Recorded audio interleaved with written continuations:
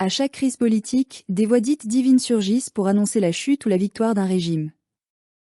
Mais en Côte d'Ivoire, les prophètes semblent parler plus pour le pouvoir que pour le peuple.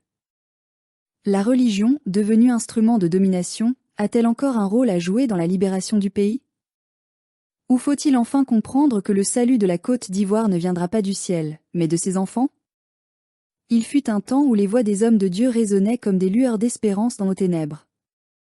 En Côte d'Ivoire, à chaque crise, à chaque effondrement moral ou politique, nous avons toujours levé les yeux vers le ciel, espérant qu'un prophète surgisse pour nous dire la vérité, pour nous montrer la voie. Mais aujourd'hui, nous devons avoir le courage de poser cette question essentielle. Ces voix que nous croyons être celles de Dieu, parlent-elles encore pour le peuple ou pour le pouvoir? Depuis des années, notre pays vit au rythme des prophéties. À chaque élection, à chaque tension, à chaque rumeur de guerre, surgissent des hommes de Dieu qui affirment avoir entendu le ciel parler. Le prophète Ilipada avait annoncé des bouleversements, la chute du régime, la délivrance du peuple. Des foules y ont cru, des cœurs se sont accrochés à ces paroles comme à une planche de salut. Mais le temps a passé, et les prophéties se sont tues dans le silence des déceptions. Aujourd'hui, un autre prophète se lève, annonçant encore une fois la fin du règne d'Alassane Ouattara. Et nous, peuple ivoirien, devons-nous encore croire? Notre foi, à force d'être manipulée, est devenue un marché. La religion, autrefois sanctuaire de la vérité, est devenue l'arme des puissants. On y vend l'espoir comme on vend des marchandises, on y prêche la soumission en l'appelant volonté divine. Les pasteurs, les imams, les prêtres se sont installés dans les palais des rois et ont oublié les cris des pauvres. Les prophètes de notre temps ne sortent plus du désert, ils sortent des studios de télévision, des bureaux climatisés, ou des salons dorés du pouvoir. Ce n'est pas Dieu que beaucoup servent, c'est le système. Ils prophétisent la paix quand il faut se taire, ils annoncent la victoire des puissants quand il faut résister. Ils justifient les injustices au nom de la main de Dieu, et disent au peuple affamé d'attendre le ciel pendant que s'engraisse sur terre. Nous avons transformé la foi en opium, une drogue pour calmer notre colère, une distraction pour oublier notre servitude. Et pourtant, la religion devrait être autre chose. Elle devrait être un cri, un refus, un appel à la justice. Le vrai prophète n'est pas celui qui bénit le trône des oppresseurs, mais celui qui le renverse. Le vrai homme de Dieu ne court pas après les caméras, il court après la vérité. Mais en Côte d'Ivoire, trop d'entre eux ont troqué la vérité contre des privilèges. Certains ont pactisé avec le pouvoir, d'autres avec les partis, d'autres encore avec les intérêts étrangers. Regardons autour de nous, combien d'églises et de mosquées sont devenues des entreprises déguisées? Combien de révélations divines servent aujourd'hui à manipuler le peuple pour des calculs politiques?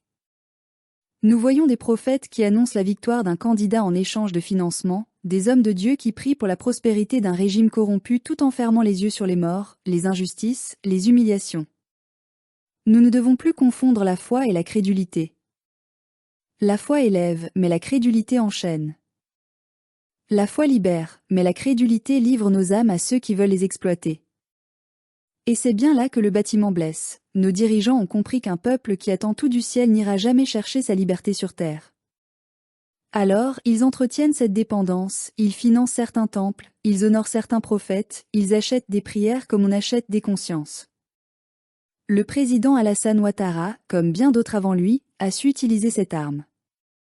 Sous son règne, on a vu fleurir des alliances entre le politique et le religieux, des bénédictions pour masquer les injustices, des prières publiques pour cacher les prisons pleines. Pendant que les fidèles jeûnaient pour la paix, le pouvoir consolidait son empire. Pendant que les pasteurs priaient pour la stabilité du pays, des Ivoiriens mouraient en silence dans les geôles ou dans les villages oubliés. Mais la faute n'est pas que des dirigeants. Elle est aussi des croyants que nous sommes devenus. Nous avons accepté trop de mensonges au nom de Dieu. Nous avons laissé les imposteurs parler à la place de notre conscience. Nous avons cessé de penser que notre libération dépendait de notre courage. Nous avons préféré écouter ceux qui promettaient des miracles plutôt que ceux qui appelaient à l'action. Non, la Côte d'Ivoire ne sera pas sauvée par une prophétie. Elle sera sauvée par son peuple. Par la lucidité, la solidarité, la détermination de ses enfants à dire non à l'injustice, non à la corruption, non à la manipulation. Dieu ne viendra pas descendre du ciel pour chasser les impérialistes de nos terres. Il a déjà mis en nous la force et l'intelligence pour le faire. Encore faut-il que nous osions l'utiliser.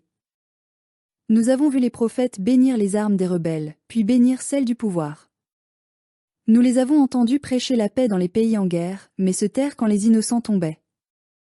Nous les avons vus dire Dieu a choisi ce président, puis Dieu a choisi son successeur, comme si Dieu changeait d'avis au rythme des élections. Non, ce n'est pas Dieu qui parle dans leur bouche, c'est la peur, la cupidité, la vanité. Mais au milieu de cette confusion, il reste des voix sincères, discrètes, courageuses. Des hommes et des femmes de foi qui refusent la compromission. Ceux-là ne cherchent pas la gloire ni les faveurs, ils prient pour le peuple, pas pour les puissants. Ils ne prophétisent pas pour flatter, mais pour éveiller. C'est vers eux que nous devons nous tourner. La Côte d'Ivoire a besoin d'une renaissance spirituelle, mais pas celle des shows religieux et des miracles commerciaux. Elle a besoin d'une foi vivante, qui éclaire la conscience et nourrit la justice. Une foi qui libère et non qui asservit. Une foi qui dit au peuple, « Lève-toi, car Dieu ne fera pas à ta place ce que tu dois faire pour toi-même. » Nous, enfants de ce pays, devons apprendre à reconnaître les faux prophètes. Ceux qui parlent d'amour mais sèment la division. Ceux qui prêchent la prospérité mais vivent du malheur des autres. Ceux qui parlent de Dieu mais servent le diable du pouvoir et de l'argent. Notre salut ne viendra pas des prophéties, mais de la vérité. Pas des miracles, mais du travail, de la justice et du courage. Alors oui, nous croyons encore en Dieu, mais plus en ces hommes qui prétendent parler en son nom pour manipuler nos âmes. Nous croyons en la justice divine, mais nous savons qu'elle commence ici-bas, dans nos actes, dans nos choix, dans notre résistance. La Côte d'Ivoire ne sera pas sauvée par une révélation, mais par une révolution des consciences. Nous devons fermer nos oreilles aux prophètes de pacotille et ouvrir nos yeux sur la réalité. Car Dieu n'habite pas dans le vacarme des mensonges, mais dans le silence de ceux qui luttent pour la vérité. Et peut-être qu'un jour, quand nous aurons repris notre destin en main, les vrais prophètes reviendront, ceux qui ne cherchent ni or ni gloire, mais la liberté des hommes.